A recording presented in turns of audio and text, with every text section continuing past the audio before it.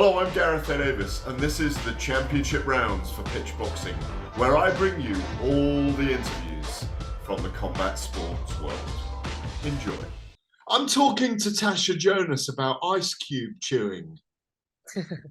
What is it about it? Do you get hot a lot then? Yeah, the gym roast them, but I don't know. Do you know what? The baby's just as bad.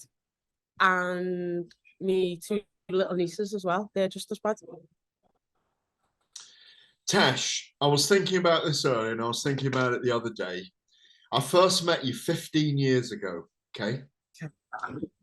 In that time, and you don't look any different. I can say it because you're a sportswoman. You're 36, yeah? 38 now. Are you 38? Goodness. God, goodness gracious. In that time, and I've been talking a lot about women's boxing in the last few weeks. It's been an antidote to the darkness around the horrible lack of transparency. I know you got involved with the promoters and these people.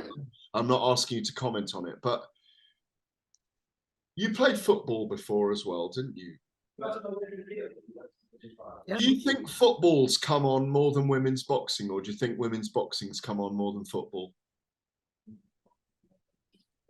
Oh, that's a good question. I think both have definitely come on.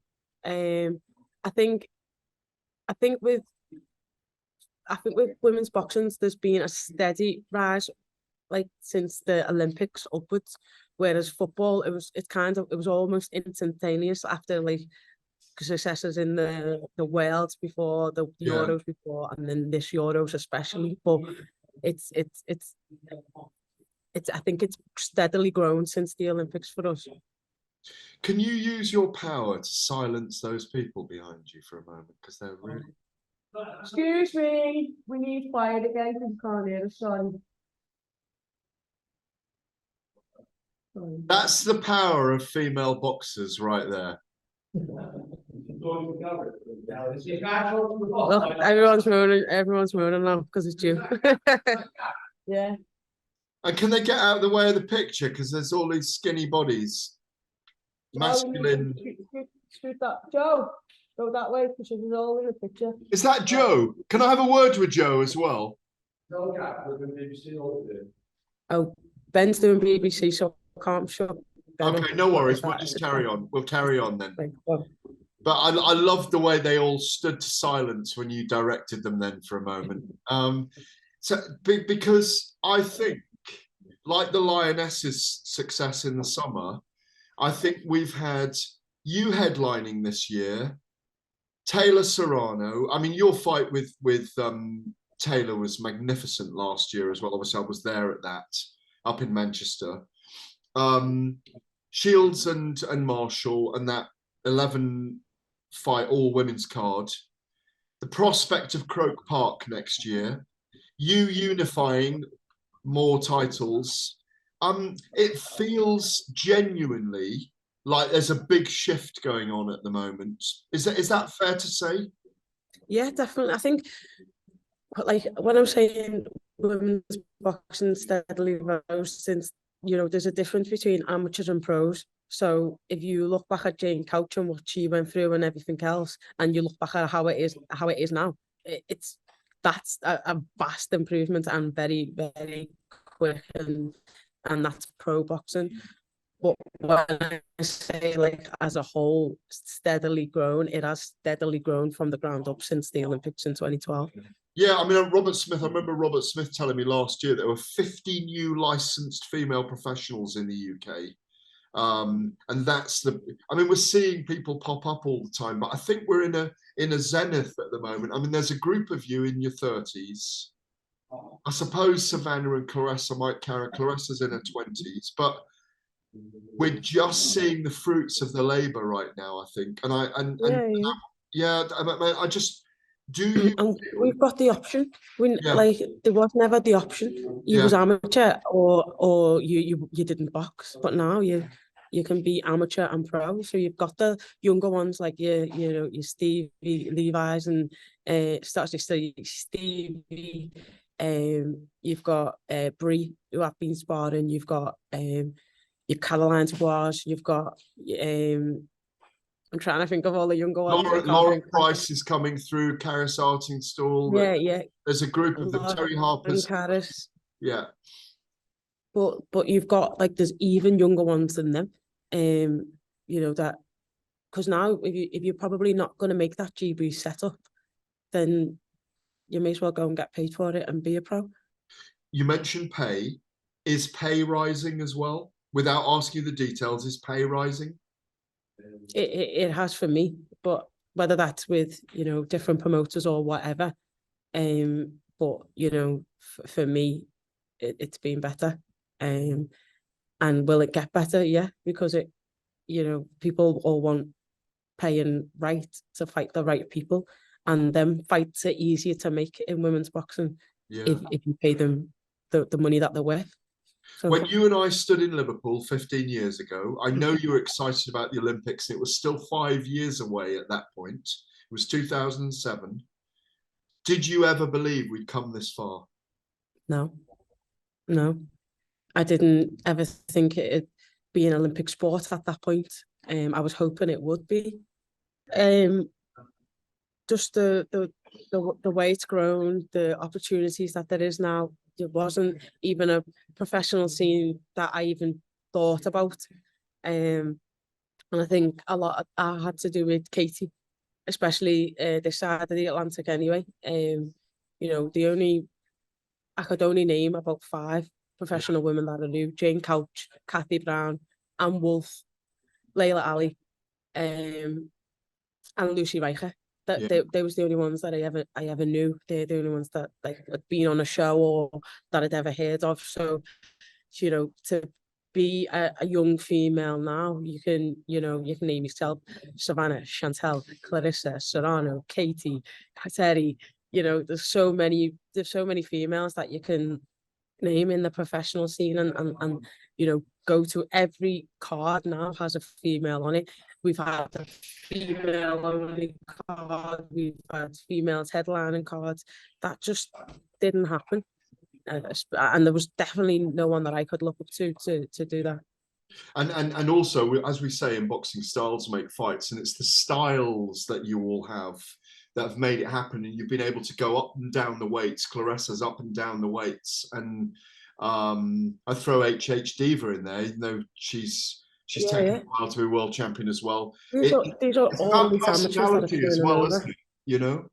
Yeah, there's loads of different characters. And there is in the men's, you have your trash talkers, you have your silent and deadlies, you have your, humbles and quiets, and we have that in the women's. We need different characters.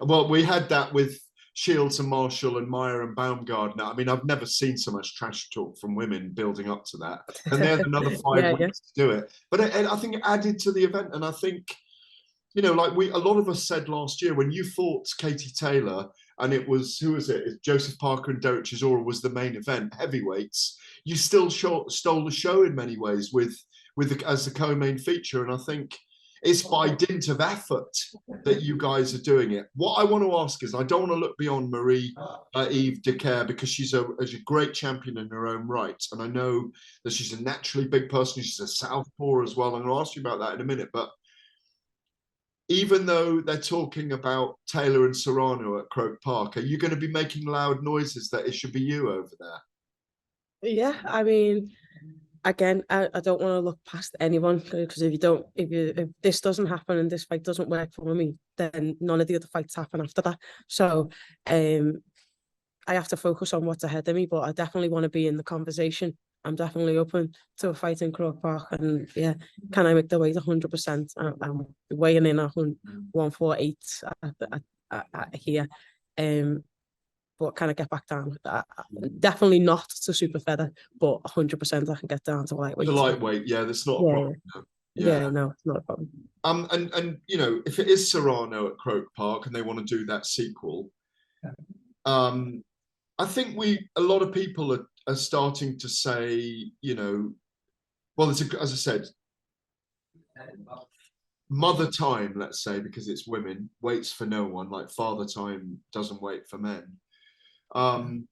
There's still the prospect of you getting Katie over here for a stadium fight in the UK as well as post Croke Park, because she doesn't look like she wants to stop, even though it's clear that there is some mileage on the clock for Katie now. Do you think about that as well? That you could get her over here for a big stadium fight as well? That's probably more down to Ben than me. But yeah, like I said, it's definitely something I would like to revisit. There's a couple I think that I'd like to revisit, but yeah, that's up to Ben more than I me. can't remember who you support football wise. I've got a feeling Liverpool, it is Liverpool. yeah, yeah. Anfield. I mean, I wouldn't say no to boxing in Anfield. Who doesn't want to box in front of the club ground? And you know, naturally the fans would support it. Let's talk about Marie Eve Dicaire. She's only lost to Caressa Shields.